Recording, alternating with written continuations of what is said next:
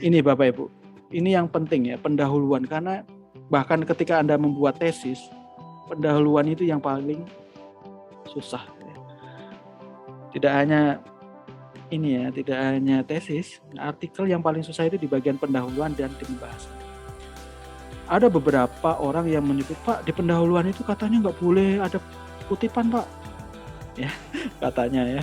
Kemudian ada yang mengatakan seperti itu dengan alasan karena di pendahuluan itu ada ide diri sendiri, katanya. Nah, itu sangat ini ya, sangat sempit ininya ya.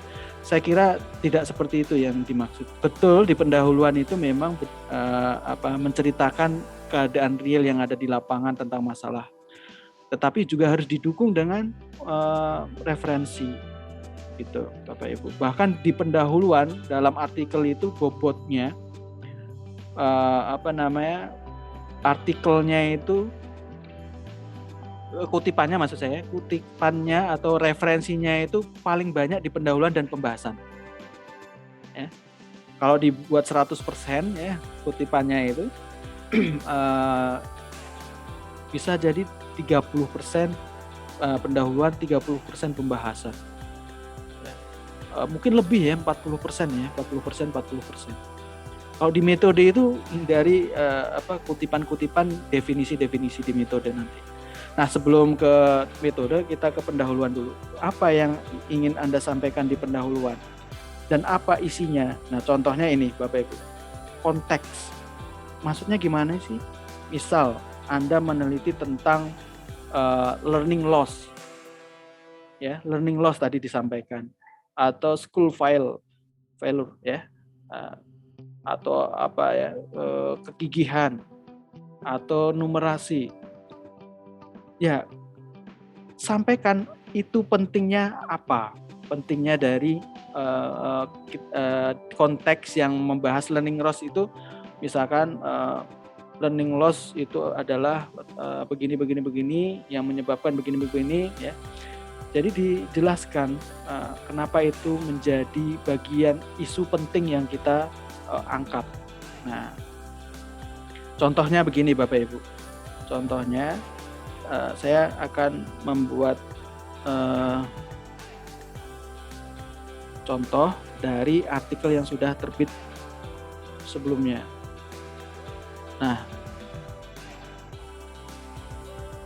Ibu Bapak, tadi saya bilang yang pertama itu adalah konteks ya. Konteks. Bagaimana pentingnya variabel yang kita teliti itu kita jelaskan. Ya, saya ambil misalkan contohnya ini. Nah, lagi-lagi ini judulnya apa? Judulnya adalah Student Adaptability. Adaptabilitas itu adalah sikap adaptif terhadap perkembangan ya. Berarti yang dibahas di paragraf pertama itu dia langsung menampilkan kayak gini. Ya. Adaptability refer to the capacity. Dia mengatakan adaptabilitas itu mengacu pada kapasitas seseorang untuk berpikir, berperilaku. Itu kan pentingnya konteks adaptability itu. Gitu kan. Misalkan ada lain saya contohkan tentang flip instruction atau flip learning. Flip instruction in 5th grade class ya. Nah, di sini dia langsung membahas flip instruction is becoming increasing popular. Jadi membahas tentang apa konteks dari flip learning tadi ya. Flip learning itu adalah pendekatan pedagogis yang bla bla bla bla. Nah, ini pentingnya ya. Kemudian mengubah dari pengajaran tradisional ke selanjutnya dan bla bla bla ya. Ini artinya menceritakan konteks dari variabel yang kita ambil, ini loh pentingnya gitu loh. Kemudian mungkin yang bahasa Indonesia ya, ini yang bahasa Indonesia saya baru menerbitkan dengan mahasiswa mata kuliah penelitian pendidikan matematika ya, SD, mata kuliah semester 5 itu ada MBKM itu dengan UNS ya. Nah, ini mahasiswa UNS. Nah, contoh di pendahuluan itu ini kan membahas tentang pembelajaran daring membosankan, studi self-report siswa, studi laporan siswa. Di sini tertulis langsung pembelajaran daring merupakan pembelajaran yang dilaksanakan tanpa tatap muka dan bla bla bla. Nah, saya mengatakan konteks pembelajaran daring ini saya sampaikan. Nah, itu contoh-contoh mengenai bagaimana kita memulai membahas tentang pendahuluan, Bapak Ibu. Nah, kemudian apalagi tadi yang dibahas tadi, yaitu tentang masalah, Bapak Ibu. Nah, masalah, ini saya mengajar metodologi juga, masalah itu bisa diderivatifkan dari, Ibu Bapak? Masalah itu bisa dari pengalaman. Misalkan Ibu Bapak itu seorang guru, karena RPL ya, RPL biasanya kan sudah bekerja. Ya. Masalah itu bisa dari pengalaman. Masalah bisa juga dari, apalagi Bapak Ibu, dari empirical data empiris. Maksudnya data empiris itu apa? Data skor PISA, ya, skor PISA, data skor ulangan, ya, skor ulangan. Itu data-data empirik, data yang Anda peroleh yang menyebutkan bahwa terdapat masalah di sana. Kemudian apalagi masalah itu?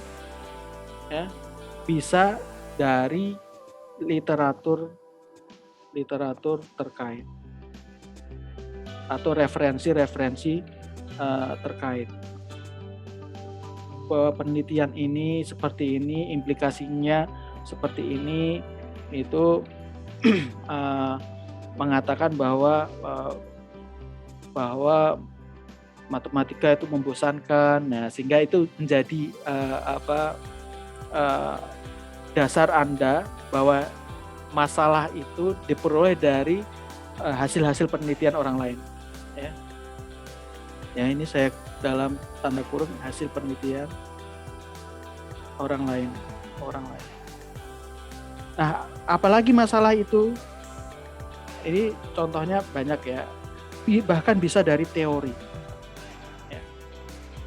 Dari teori, misalkan teori tentang teori kognitif, neuroscience, ya, teori dan macam-macam ya. Nah, contohnya tadi saya ambil online learning itu membosankan bagi anak sekolah dasar tadi kan. Saya membuat masalah bahwa yang selama ini itu online learning, yang selama ini pembelajaran itu tatap muka, kemudian karena COVID menjadi kekagetan ya.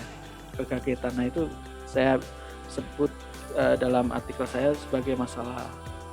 Nah, Bapak Ibu, kemudian apa dalam sebuah pendahuluan itu adalah kebaruan. Ya, kebaruan. Apa itu kebaruan? Nah, kebaruan itu masalah yang ingin kita jawab, ya, mungkin saja sudah diteliti orang lain, hanya saja kita punya perbedaan di antara penelitian yang sudah diteliti itu. Apa contohnya, Pak? Ya, misalkan dalam konteks penelitian tentang learning loss tadi dibilang jarang, Pak, saya mencari. Kenapa? Itu suatu kebaruan Anda. Kenapa kok di searching kok jarang ada? Malah itu sebagai kekuatan Anda menunjukkan bahwa penelitian saya ini memiliki kebaruan. Ya. Tapi saya yakin ada, Bapak Ibu. Hanya saja case-nya, kata kuncinya itu menggunakan sinonim dari learning loss. Kan banyak learning loss itu. Nah, jadi kita ini biasanya kebaruan ini itu biasanya memakai kata namun demikian. Nah, terakhir tujuan. Nah, contohnya gimana membuat pendahuluan ini? Saya contohkan ya di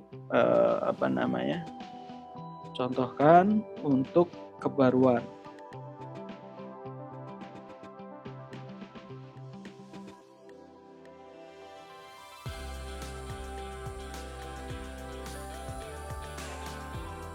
Nih, ya meskipun simpel ya, karena yang saya berkolaborasi dengan mahasiswa S1.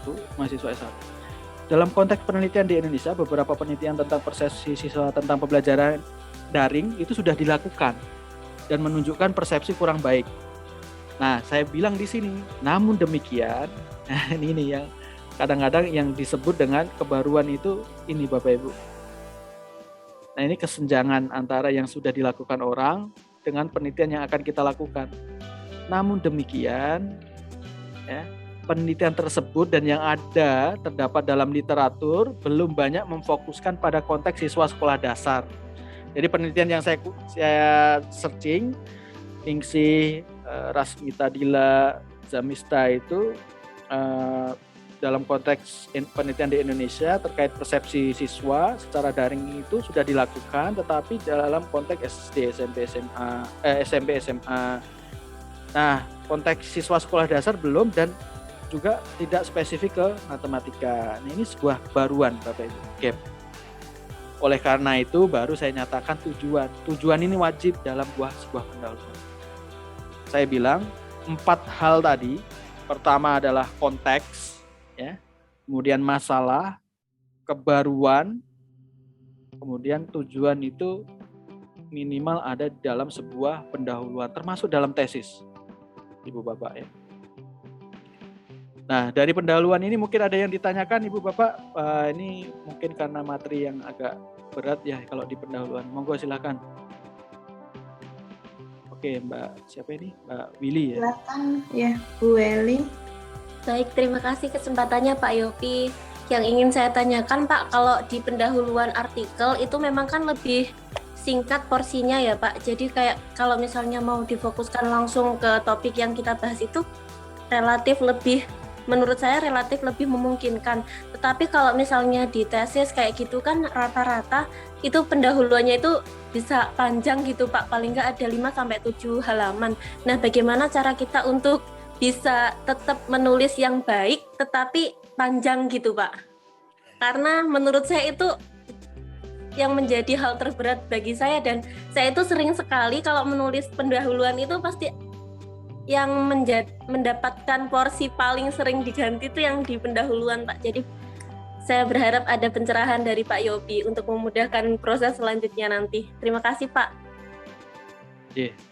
Teman Bu Willy, ya memang ada sedikit perbedaan ya Bu Willy dengan tesis ya, artikel dengan tesis. Kalau di tesis itu kita mampu mengeksplor lebih luas dari artikel. Hanya saja 4 komponen itu harus ada tadi. Ya. 4 komponen tadi itu harus ada. Konteks pentingnya variabel yang kita teliti, kemudian kedua adalah masalah. Masalah itu bisa diderivatifkan dari 4 hal tadi, kemudian ada gap ya atau kebaruan, kemudian yang selanjutnya adalah tujuan. Biasanya kalau di tesis namanya rumusan masalah atau tujuan, sebenarnya sama ya, hanya bedanya pertanyaan penelitian sama. Nah, bagaimana gampangnya ini saya contohkan terkait tesis saya. Semoga ada ya. Saya membuat tesis saya itu mungkin gini. Sekarang pertanyaannya gini, apakah yang bagus itu yang tebel gitu ya? Saya kurang tahu. Kalau apakah harus tebel gitu ya? Nah gini Bu, saya itu dalam disertasi saya atau tesis saya itu bahkan hanya berapa halaman ya Bu, pokoknya nggak panjang. Nah coba saya lihat ya, ini ada berapa halamannya yang karena kalau lihat di e-prints itu Pak, rata-rata itu pada 200-an menuju 300, jadi agak insecure. Terus kalau misalnya di ini kan ada ya kurang lebih kalau pendahuluan itu 5-7 halaman gitu, jadi agak pusing juga, nanti takutnya terlalu banyak paragraf basa-basi yang kalau istilahnya Pak Herwin. Betul. Nah itu udah tahu sebenarnya Bu Weli itu. Jadi gini Bu Weli, intinya mau membahas tentang apa, 4 itu tadi ada. Ya, 4 itu tadi ada. Kalau itu nggak ada, misalkan tentang tujuannya nggak ada misalkan, atau tentang mengapa Anda mengangkat ini juga nggak ada, itu menurut saya mau tebelnya kayak apa, ada kekurangan di dalamnya. Nah, ini kebetulan saya membuat tesis disertasi yang kebetulan seperti yang Ibu sampaikan tadi 7 halaman karena 2 spasi kan. Kalau di artikel kan 1 spasi. Nah, gini Bu, biasanya kalau saya Ibu Bapak sebenarnya pakai ini ya, ada fasilitas di online itu ada summarize ya, merangkum dari tesis ini dalam 2 paragraf menjadi 1-2 kalimat itu bisa Bapak Ibu. Tetapi maksud saya intinya itu kalau dalam pendahuluan itu ada 4 komponen penting itu, mau bicara tentang apapun itu sebenarnya tidak salah. Misalkan nih Pak, saya itu misalkan tentang ini pendidikan, saya mau mendefinisikan tentang pendidikan dulu dah. Pendidikan adalah itu kan paling ini ya, paling familiar ya, yang UU Disnas itu ya. Pendidikan adalah usaha sadar bla bla bla bla. Saya kira itu pentingannya apa, padahal meneliti tentang misalkan learning loss tadi misalkan. Nah, itu boleh ada, tetapi 4 hal yang saya sebutkan tadi itu harus ada. Jadi pembimbing memang harus memang harus jeli bahwa 4 hal itu harus ada. Nah, jadi kadang-kadang ini bumbu-bumbu ya Bapak Ibu. Misalkan kayak gini, ini namanya bumbu-bumbu. Secara garis besar, batang tubuh penelitian, bla bla bla, itu bermuara bagaimana cara terbaik meningkatkan hasil belajar matematika dan segala macam. Ini kan bumbu-bumbu kata-kata seperti kata Bu Welly tadi biar tebel gitu ya. Tapi sebenarnya ini esensinya kayak kesenjangan teori dan praktik itu intinya ya. Kemudian bahwa faktornya itu tentang berhubungan dengan persepsi guru ya kan. Saya neliti tentang persepsi guru ya. Sebenarnya intinya itu. Kemudian masalahnya apa, yaitu tentang persepsi guru itu tadi. Nah, jadi gimana ya Bu Welly ya? Saya takutnya belum bisa menjawab pertanyaan Anda. Jadi bagaimana ya Pak untuk membuat lebih banyak, itu yang agak susah menjawab ya. Saya malah bingung juga itu. Kalau menurut saya mudah, menurut saya Bu. Yang susah itu kalau meringkas malahan gitu. Kenapa lebih? Jadi kembali ke sini aja Bu. Nih saya mungkin bisa men-suggest Anda itu kembali ke sini. Ya, kembali ke sini. Perdalam dan perluas ide pokok ya kan, dari outline yang Anda gunakan ya kan, dari 4 hal yang dalam pendahuluan itu kembangkan dan perdalam gitu ya. Kalau mau yang penting outline-nya itu ada, ide pokoknya ada, mau dikembangkan seluas apapun menurut saya lebih gampang, bahkan kadang-kadang nggak bermutu dalam tanda kutip. Tetapi kalau esensinya dari riset tadi 4 hal itu ada di pendahuluan, it's okay. Gitu, Mbak Welly. Jawaban saya. Izin sedikit lagi ya Pak. Kalau misalnya di artikel kayak tadi yang Bapak contohkan itu kan kayak spesifik, jadi langsung pada topiknya gitu. Tapi kalau di tesis itu kan biasanya ada beberapa variabel Pak. Nah, yang menjadi blunder bagi saya itu kadang-kadang, nah ini yang harus saya uraikan dulu itu yang mana kayak gitu, karena itu nanti mempengaruhi kan harus runtut ke bawah gitu Pak. Okay. Nah mungkin itu Pak yang saya minta dijelaskan terakhir insya Allah di kesempatan ini. Oke. Saya contohkan ya Mbak. Baik Pak. Terkait beberapa variabel yang mungkin dalam satu ini. Nah, variabelnya yang kompleks mana ya? Bentar. Nih, misalkan ini, Mbak. Ini variabel yang kata kunci dari judul ini kira-kira apa, Mbak? iPad video modeling. Berbasis. Iya. Nah, ada banyak variabel penting ya di situ ya. Ada video modeling video modeling yang berbasis iPad. Ya, ada numerasi skill, ada autis ya, ada autis. Nah, mau yang mana? Terserah Mbak Welly. Ya, kalau dalam konteks ini, dalam jurnal ini ya, itu dia menggunakan ini, Mbak. Nah, langsung ke berbasis teknologi berarti berhubungan dengan iPad tadi. Iya. Pak, boleh nggak saya memulai dari numerasi dulu? Boleh. Numerasi penting, bla bla bla bla.